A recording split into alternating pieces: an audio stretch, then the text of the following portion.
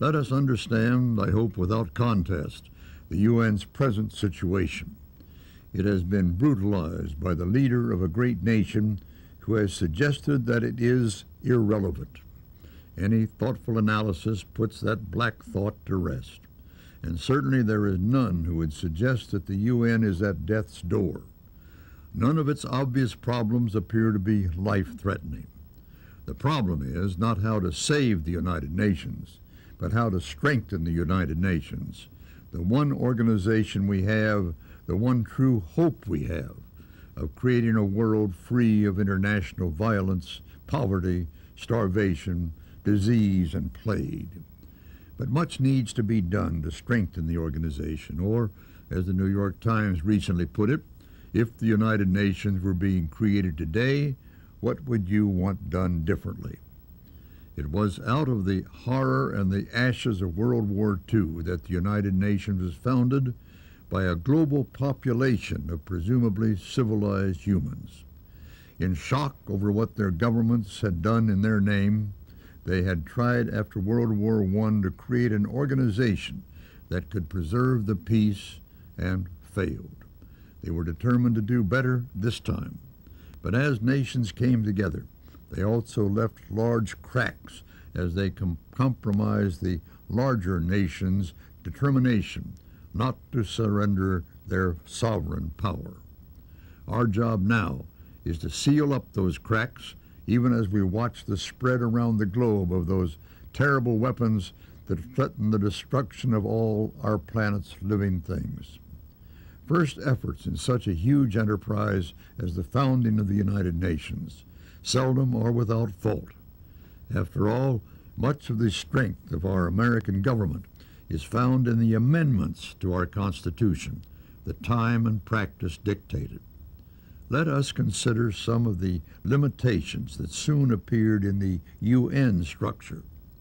The UN's General Assembly lacks an equitable, weighted voting system, and therefore can make only recommendations, not enforceable law. The Charter provides no independent source of funding that would allow consistent achievement of its mission. The Security Council, while charged with the primary responsibility for peace and security, stands paralyzed in the face of any conflict in which one of its 5 permanent members wields the veto. And despite charter provisions for an effective UN standing peacekeeping capacity and national standby forces, the UN must still scramble, begging and borrowing, to assemble even the most rudimentary peacekeeping force. And as an example of the seemingly insoluble problems, the UN has no enforcement power to bring to justice nations and leaders who violate its tenets. The UN established the International Criminal Court to prosecute would-be dictators before they start wars or commit crimes against humanity. But the United States has undermined its importance by refusing to participate. A mere recital of the problems highlights the fact that the road ahead certainly is not easy. However, the more difficult the problem, the greater the demand for wisdom and courage as we seek credible solutions. We can consider incremental changes to the UN, or amendments to the Charter, or perhaps even a new UN Charter. We must combine our greatest hopes with prudent political judgment, and then we shall be expanding the margins to encase what is essential of our United Nations, and if it's to live up to our hopes for lasting peace and a prosperous, healthy, just, and free world.